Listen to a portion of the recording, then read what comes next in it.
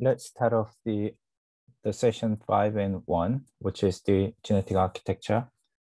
In this session, we are learning 4 topics. So first one is the what is the genetic architecture, and then we discuss the progress of studying genetic architecture from 90s to these days, and then study of the genetic architecture and also the model describing the genetic architecture. So there are several different models to describing genetic architecture. And the lecture slides obtained from different sources of the journal articles. So you can find the link from the slides. So before we starting to discuss what is the genetic architecture is, we have to back to the old point when we discussed the differences of the views on inheritance and traits. So we discussed about the different view from the Mendel, Charles Darwin, and Francis Galton, and how they see the traits are exist in a population and whether that is the binary or the continuous trait. And then we discussed about the movement from the Darwin and Mendel model to the Falconer and Morgan's, which is based on the heritability and the concept of the gene. So what we are knowing at this point is that when we see the trait or phenotype, this is not that discrete entity. We cannot, distinguish by like a short or long for height. So likewise, when we discuss for the certain trait, we have to come up with, sort of continuous perspective on a trait. So if you look at the height, then we can describe by additive factors, dominance factors, and interaction factors, and also including the environmental factors. And all of these things collectively contribute to the trait called height. And I mean, when we talk about other disease or disorder, that is the same situation as height. So we want to find out what is the sort of the contribution from the additive factors and which genes contribute by those factors, and how many or how much genes or loci contribute to a phenotype. So when we discuss this sort of perspective at the time of discussion, we can, coming up with the 2 different important terminology. The first one is the genetic association, and second is the heritability. So genetic association basically refers to which genes or variants contribute to developing phenotypes.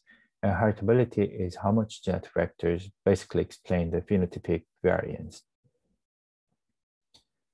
And genetic architecture is more like modern sense when we're talking about the trait and phenotype for certain genetic factors. So genetic architecture describes the characteristic of genetic variation that are responsible for heritable phenotypic variability on a trait. So basically, when we're talking about the sort of something genetics, we are basically talking about the genetic architecture.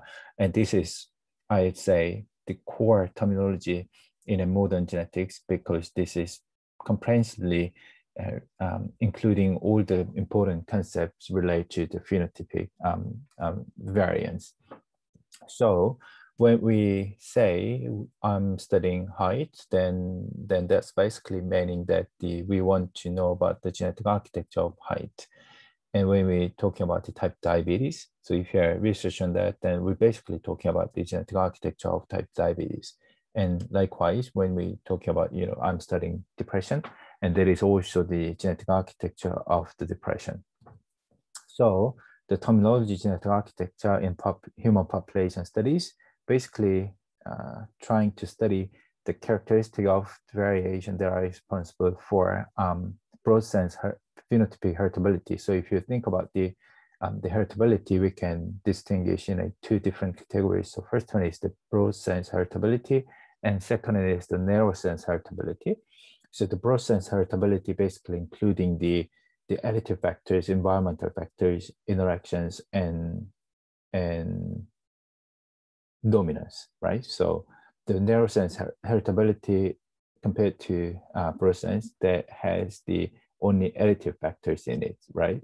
So Brussels heritability basically containing all the items describing the phenotypic variance. So in the sense of when we're studying genetic architecture, we basically talking about the Brussels heritability. And also you have to remember that there are a range of components in genetic architecture. So the number of genetic variants influencing a phenotype, and also the types of the genetic variants influencing phenotype. So, I mean, there could be a SNP, there could be SNV index, or copy number variation, or structure variation. And you already knew that, you know, those things are differently contributing to phenotype at a different degree, right? And also the consequence of variant at the genomic level. So that's why we talked about the differences between coding and non-coding, and also the magnitude of their effect on the phenotype. So think about the fecundity and the penetrance. So those things, each variant, they have different levels of contribution. And the population frequency of these variants, so it could be either rare variant or common variant, and they are differently contributing to the phenotypes. And also interaction between genetic factors and environment. So we already know about that the genetics are not only the sole contributor to phenotypic variants, right? So it can be interacting with other, you know, the various environmental factors. So if you look at the certain examples, for instance, like a phenylketonuria and height, and to this, I mean, these two phenotypes are quite, you know, constructing, right? So phenylketonuria is one of a monogenic architecture affected by a single gene called PAH. And this gene can explain the disorder. So if the mutation, the critical mutation happened in this gene, then we say this phenotype can be arising in a individual, right? So lots of studies, like based on the sequencing or linkage studies, they try to find sort of the critical mutation or the rare mutation that can be happen in a certain family with diagnosis, right? And these things are one of sort of traditional approach people use for the diagnosis and also the clinical intervention development. And you know, compared to phenylketonuria, height is one of, you know, best example for the polygenic trait, right? And we say it's following the polygenic architecture. So lots of genes can explain the, you know, the trait, and also, you know, like the height, you know, the polygenic architecture can explain some of the disease as well. So that means that height can be explained by the common variant, or height can be explained by low frequency variant or rare variant.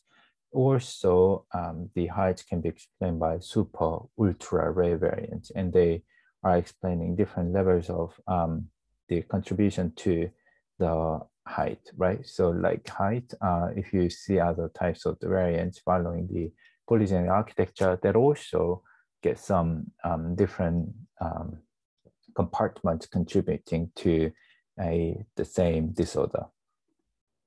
Okay, and also the more important terminology in this genetic architecture, we can, it is the genetic association. So genetic association is that we can identify certain gene or variants that can cause disease or determine phenotype. And genetic association refers to experiments to compare two groups with or without phenotype. So you basically compare like the individuals with phenotype or other individuals without phenotype. So, you know, the individuals with phenotype, we normally call it cases, and without the phenotype, we call the controls, right? So you basically use the case control comparison for your experiment. And this comparison can be made by genomic technology. So you can use either Sanger sequencing, You can use either, microarray or, NGS sequencing. It depends on the technology. You will see different, results from your experiment, because they have different coverage and they have different dimensions of the information. So, if you're using the, for instance, if you're using the microarray, then you are likely to see something in a common variant. But if you are using the next generation sequencing, like an exome sequencing or whole genome sequencing, then you will see sort of the genetic architecture related to rare variant, right? And also, genomic technology, as we discussed in the previous session, it has been advanced over the time. So, I mean, this advance means that you will see more things from the on the genetic association. So let's look at some progression from the 90s to these days. So in early 19 days, those days we are referring the proponents of the molecular biology. So the biological research is boosted in this time, and especially for the molecular biology technology. So if you're learning the molecular biology lectures, then you probably learned about the cloning technology or recombination enzymes, blah, blah, blah. And all of these things are booming up in the 80s and 90s. And because of this technology, lots of people can look at certain locus and certain positions of the genome, then people looking at the mutation or the polymorphism patterns in this experiment. So in 90s, people looking at certain pedigree, you might think, the family probably have some inherited disorders. So clinicians or doctors thought that, okay, so this family should have some, inheritance pattern of certain genetic vectors in their pedigree, that we should look at their genes, right?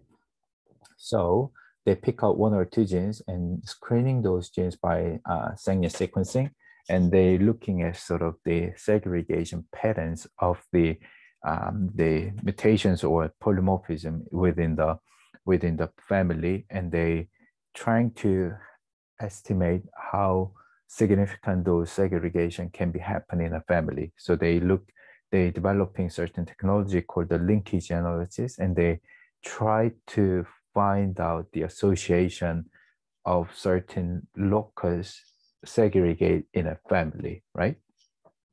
So how can we set up the candidate, locus at the time is that if they see certain biochemical trace or certain evidence from the protein technology, then they set up the hypothesis related to that gene. So one of the best example is the serotonin and depression. So if you probably read from the media about, the serotonin is, affecting depression, right?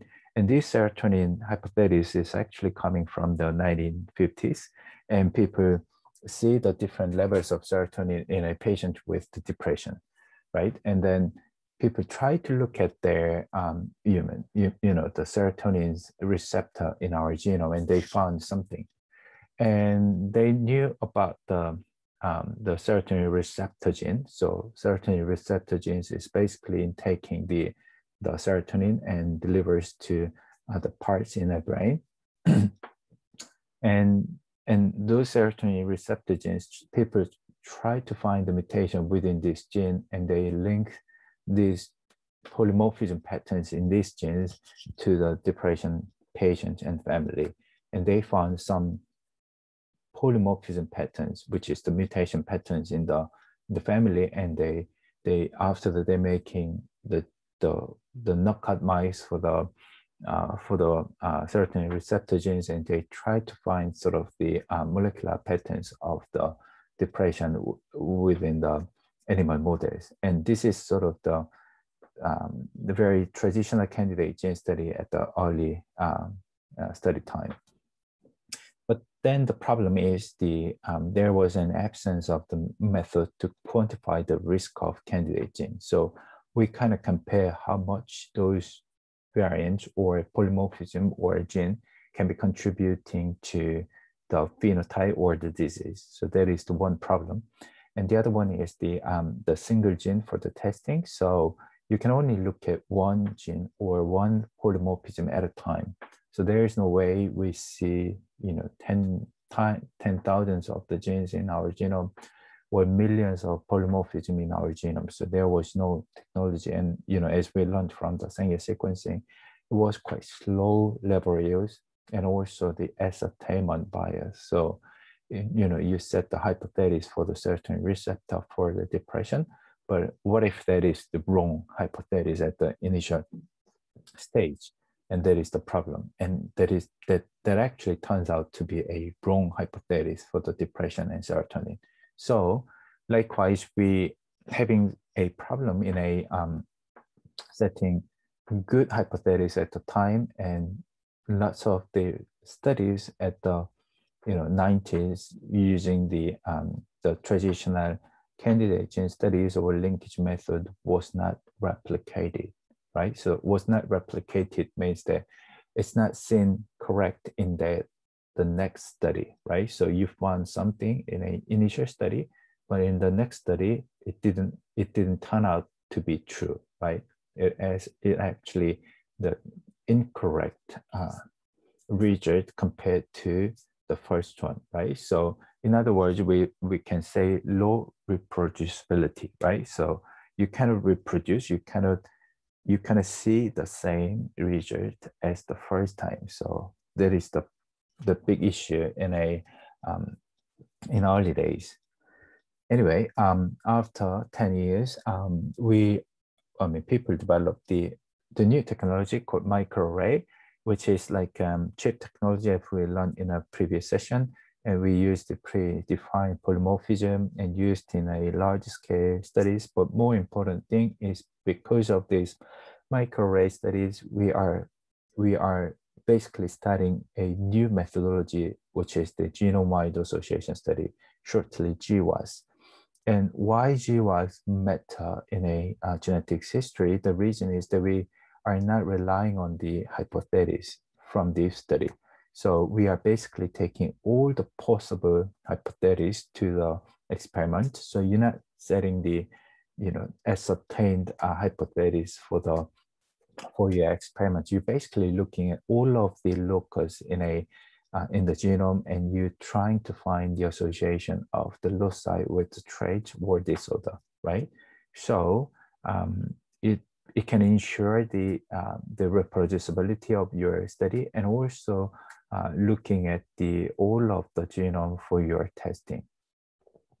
And using this microarray, people started measuring the narrow heritability, because the common variance is basically representing the large backgrounds of additive factors in a polygenic trait, right?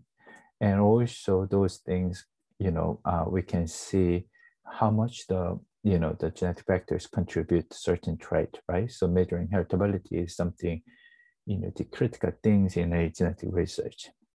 But then the limitation is that we don't have the sufficient numbers of the samples for measurement at the point of 2000, right? So at the time, microarray was too expensive and collecting samples are quite limited, right? So, collecting samples not by machine, it's by people, right? It's by clinicians, it's by, nurses and researchers, and all of the labors they are working on the sample collection, right? And also microarray only looking at the additive factors. So people has a large debates on the incomplete genetic architecture. So if you think about the genetic architecture, it also has the dominance or interactions or environmental factors other than additive. So that's why people want to see more comprehensive pictures. And in this flow, new technology came in, which is the next generation sequencing, and we learned in session 4. So NGS technology is basically looking at all the the types of the genetic variants like an SNVs, index, and structural variation. And also we are using those variants in a association study and also looking at the rare variants as well. But the limitation is in finding the rare variants require a large number of samples than common variants. So if you think about the 1,000 Genome Project, you probably remember the more numbers of the rare variants coming in a larger sample size because the rare variants more uniquely exist in a samples. So if you want to put it into a good experiment for the association of the rare variants, then you will need to have large number of samples. And also, the NGS, we need to develop some statistical methodology to study a range of genetic variants, right? So if you see the common variant in a GWAS, GWAS itself is the statistical method for the association testing. But for the rare variant, we can still use the GWAS for the rare variant concept, but slightly different, factors involved in these rare variants. So we have to come up with some, the development of the statistical method in a rare variant. So that was the absent in a 2010. But more recently, people, tried to improve their sort of limitation using the international effort. So some problems raised in common variant and rare variant by microarray and NGS. One of the common issue was the insufficient numbers of samples, right?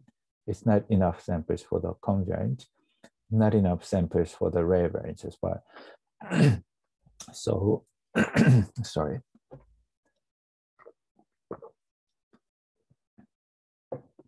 So what people tried at the first time is they collected and they collaborate to collect the samples, and they forming the international consortium. So they formed the consortium like psychiatric genetic research, or type 2 diabetes or autism spectrum disorders. So those team efforts in a large scale research consortium has been enabled in around like in 2012 or 2013, and people collecting sort of the samples from many different nations, many different countries, and they collecting into the spots and they study together. So like cancers, autism, type diabetes, schizophrenia, depression, psychiatric disorder, inflammatory bowel disease, all of these things, people try to dominate want to know the genetic factors, and with the very high reproducible rate and rigorous approach to find out the genetic association. And again, people knew about we don't have the enough statistical method to study genetic association, and people try to come up with developing a new methodology for the association. And people try to find genes or variants associated with the disease using these methodologies. And also in the meantime, there are many efforts in a large scale genomic data set from cohort studies or the countries, sort of the nationwide.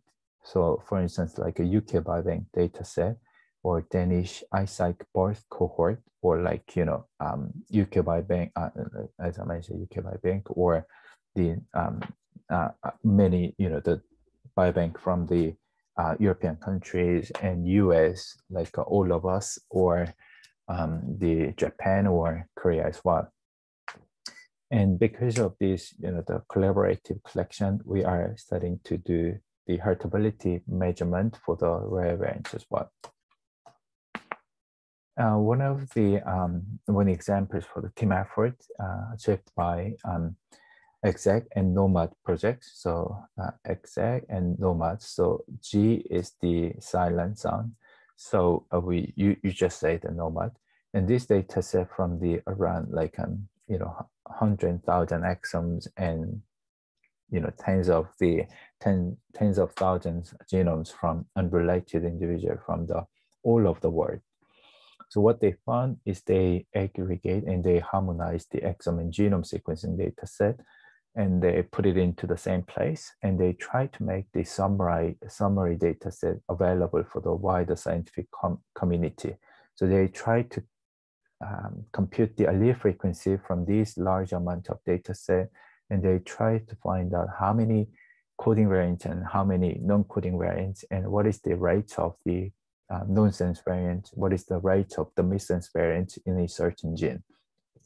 So all of these things we collectively call summary data, which is the output of the analysis of genomic data set across many individuals, and that is included in a specific studies data set. So they basically providing this data set into the website. So if you go to Nomad, then you will see like this, right? So you see the description of the Nomad, and the many countries and many institute, and also the individuals that contributing to the data set, right? And then you can search the gene, like this is very famous gene for the drug development, right? PCK9, and you will see how many mutations are actually seen in these genes, right? So synonymous mutation, missense mutation, and the nonsense or frame shift mutations, right? And then you can you see the expected mutation rates, and you calculate how many the mutations happen given the expectation. Then you will see whether this mutation is the mutation prone or mutation intolerant, right? Then you can think about whether this gene is the critical for the development or not, right? So all of these things, information is stored in this position, and you can see the mutation position and also what that mutation means in the clinical significance, and what is the allele frequency, right? And what is the consequence from the annotation. So whether that is the synonymous mutation, missense mutation, in-frame deletion, or the frame shift, right? And all of these things are stored in a database, and you can easily find out the meaning of those mutations. Okay, and this is the samples participate in the data set. Okay, so one critical information is the PLI score for the gene haploinsufficiency. So genes basically has the 2 copies, so which means that the diploid, right? So when the mutation happen in a 1 copy of the gene, then you say, let's say if the nonsense mutation or frame shift mutation happen in a heterozygous form, then that gene has only 1 copy of the gene in their expression, right? Because other copy is deleted, is removed by the nonsense or frame shift mutation. So that case, we can say that gene is that the mutation caused the haploinsufficiency, right? So if the mutation happen at the position, and that mutation is the critical for the development, and also the gene is the critical for the development, then those nonsense mutations are not exist in a database, right? So how can we measure that mutation is not exist in the database or not? So you have to first calculate the expected ratio, right? So for instance, given the length of the gene and mutability of the gene, then you say this gene should have the 26.9 loss of function mutation within a gene, but you actually see 26. So you find the expected, right? So that case, you give the PLI scores, which is the 0, right? That means the loss of function intolerance is almost 0. So that means the loss of function in this gene is tolerant, right? So tolerant means that that gene is probably haplosufficient, right? Not haploinsufficient, right? So only 1 copy of the gene can work in a development. but we can search the examples of the SN2A. We know about this gene. If you have the protein truncate mutation or the loss of function mutation within this gene, the individual probably have the developmental disorder, right? So if you calculate the number of loss of function mutation in this gene, so 82 mutations should happen given the length and mutability.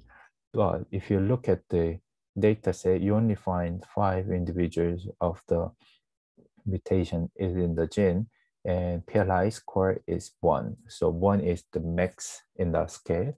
So you can say this gene is probably loss of function intolerance, right? Intolerance means that mutation happened, then it's going to be bad in a individual, right? And then also we can say this gene is haploinsufficient, right? So normal data set give you very important and a critical matrix to describing the gene haploinsufficiency. And I would say PLI score is probably one of the best research from the genomics research in this decade. So because this is basically give you the basic information about whether the gene is the haploinsufficient or not. And this is critically used for the developmental delay diagnosis and also understanding the essentiality of the gene in a early development, right? So that is the PLI score. And then another team effort is the autism sequencing consortium, and this is the paper you read in the first assignment. So basically analyze the large amount of the exome data set and also the genome data set. So they basically showing the best statistical evaluation for the which gene is related to autism, which mutation causes autism, right? So all of this information basically giving you so basic introduction of the genetic architecture of autism. And probably to date, the cancer is one of the disease most comprehensively studied in human population. And without cancer, probably autism is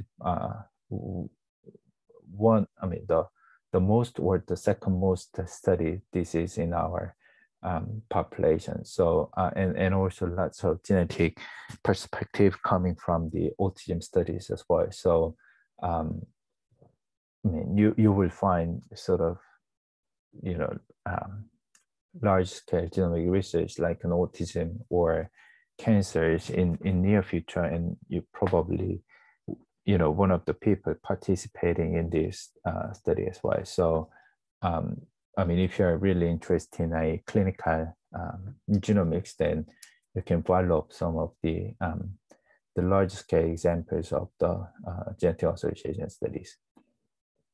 Okay, so why we care about the genetic architecture? So first issue is this is critical for the screening and diagnosis, and people really care about the finding clinical subtypes. So if you are diagnosed for the same disease, but people can have different, you know, patients can have different subtypes. And also you have to quantify the spectrum of the disease. So, you know, disease can be working a different levels of the severity. And also you can find a, you know, the new phenotyping strategy, or you can update the phenotyping strategy. And this is the also considered in a future clinical science. And also the biological understanding. So you can generate a new hypothesis. So for instance, like an autism, we see sex differences in disorders. So people care about why boys have more autism than females, or vice versa, the females will have less diagnosis than males. And all of this information can be coming from the genetic research.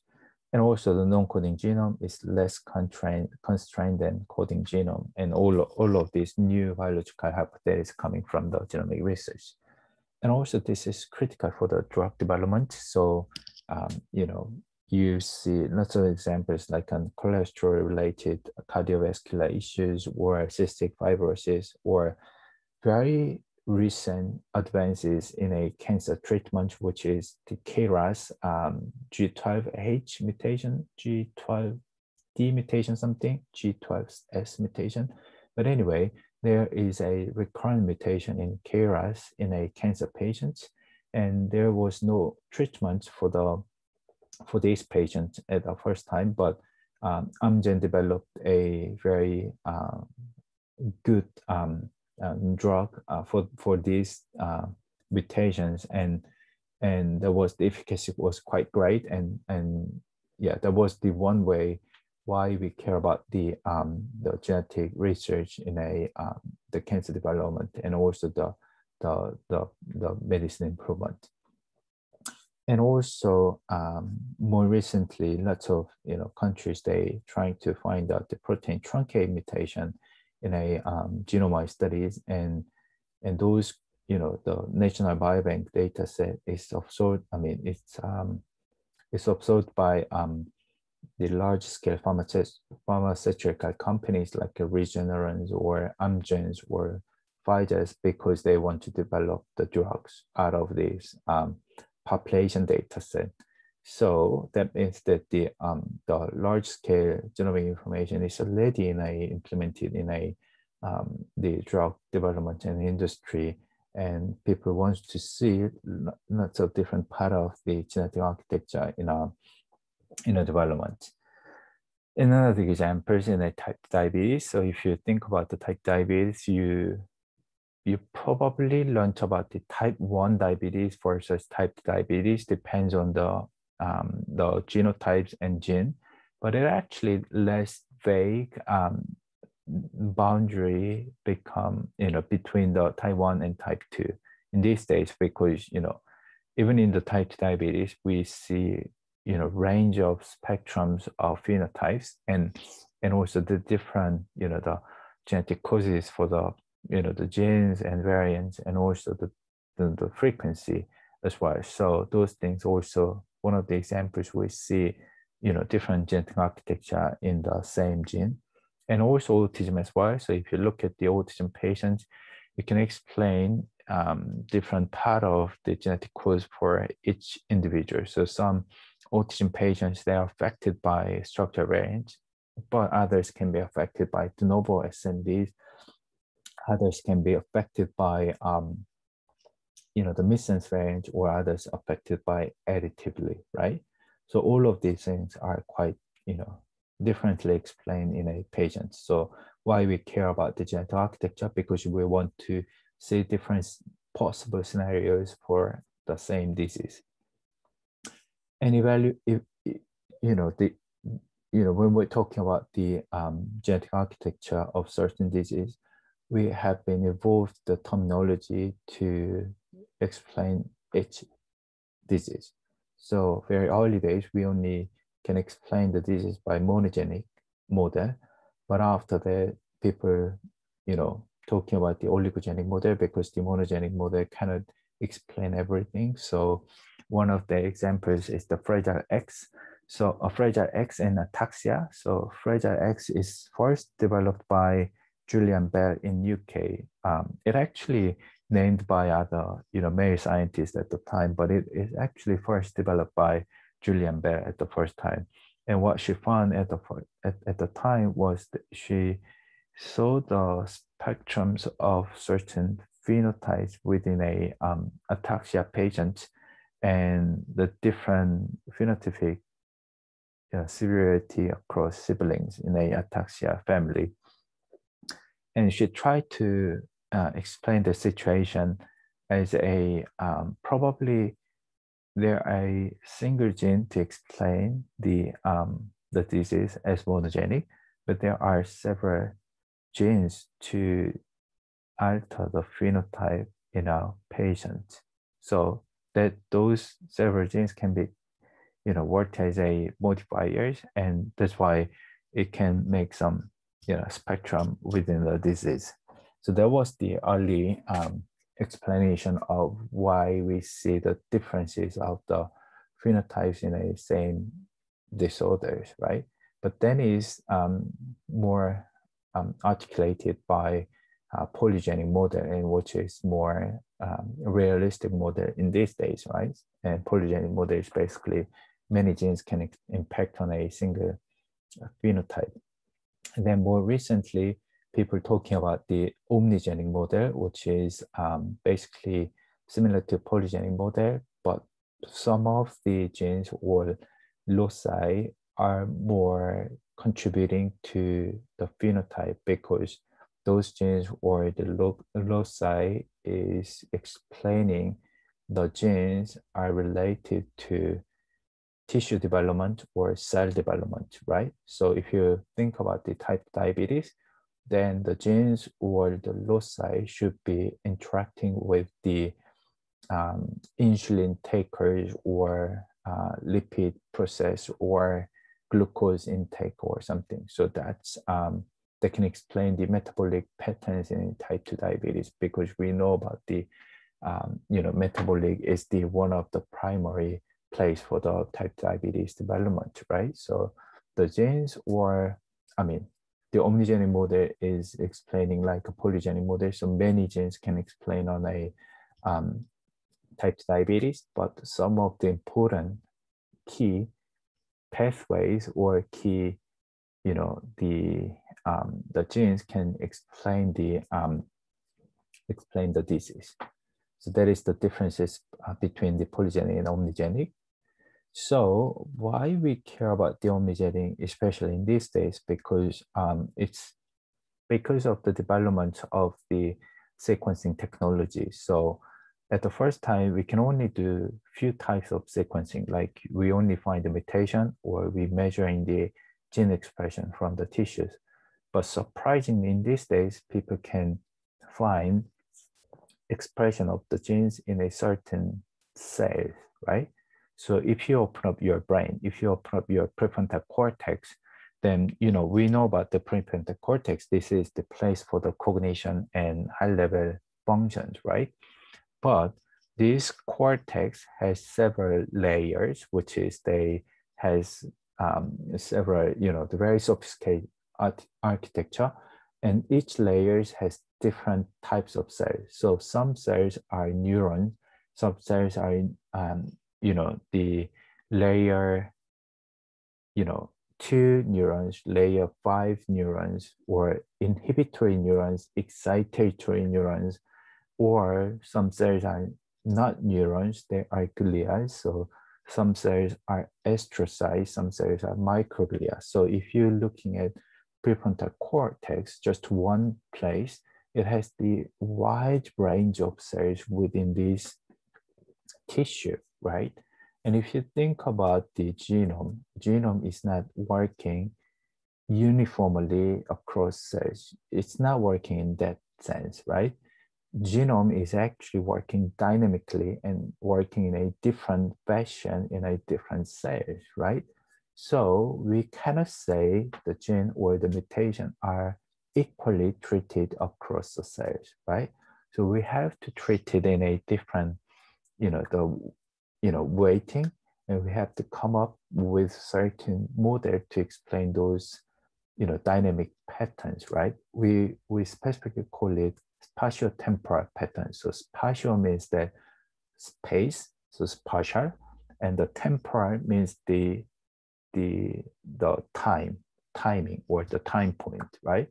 So, the biological organisms, they are differently working a different, tissues and different time point, developmental time point. So we have to, embrace all of these patterns in the, association testing, and people try to improve their model to best explain the phenotypic variance, right?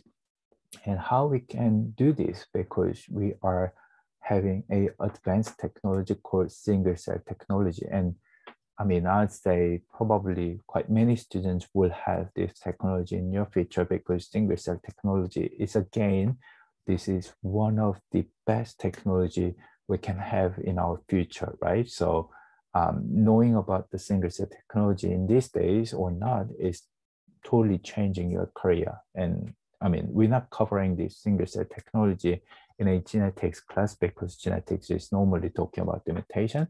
But if you are, keen on this technology, you can, come up with the biostat in a next semester, and we'll cover that issue in the next semester. But what I want to say, we are integrating this single cell information into the genetic research, and that is the another very important dimensions we can explain the phenotypes and genetic architecture in these days, right? So in that sense, the omnigenic model is one of the big debates in these days. So if you go to Boyle 2012, and that is the first claim of the omnigenic model, and Naomi Reyes 2018 is the debut of this model. There was a debate between these two, and I would say omnigenic model debate is one of the big debates in 2017 biological research. I think this is one of top 10 issues in that year. So, I mean, if you are the biomedical major students, so go to this link and read it and think about what that means in your career. Okay, so what we learned from the history. So this is the summary of the class. So we are expanding the knowledge of genetic architecture with technical advances. So you have to keep in mind this sentence because we are studying the life science. Life science is slightly different from engineering. Engineering is basically developing or designing some new technology to encoding information. But life science is different. Life science has to be decoding the information. So decomposing the phenomena from certain, patterns, right? So we basically, digesting that information and claim that, this has to happen in these ways, right?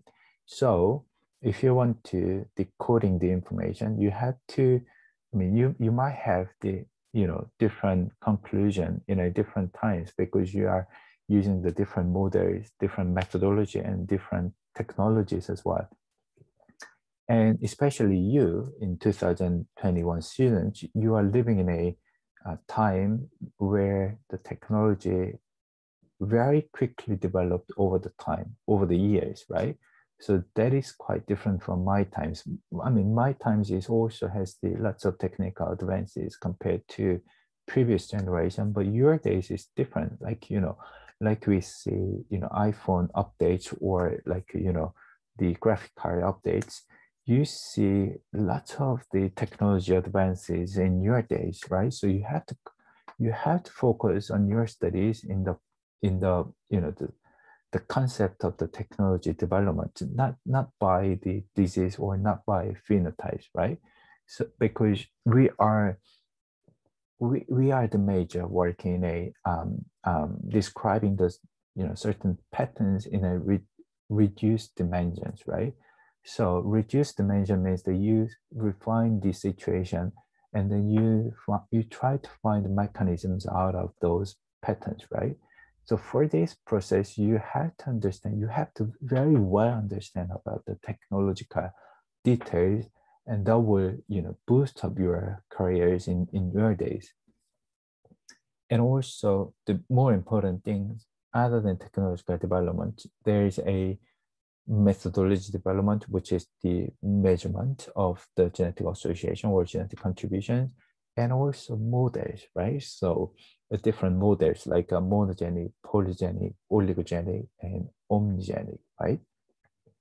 So all of these things are, hope you keep in mind and related to your learnings, and that will, change your perspective how to study your biological disciplines in your time. And then, yeah, this is the list of all the readings. And yeah, this one and this one is especially very good topics for your study. So hope you have in your time, and we can, then we'll follow up to discuss in session 5 and 2. See you next time.